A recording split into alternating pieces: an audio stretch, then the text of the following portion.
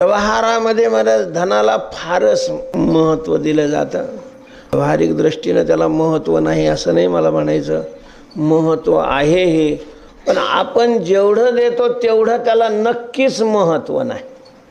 या धनाकरता माणसानी सगळेच नियम धाब्यावर बसवलेले, सगळे नियम, काहीच वाटत नाही.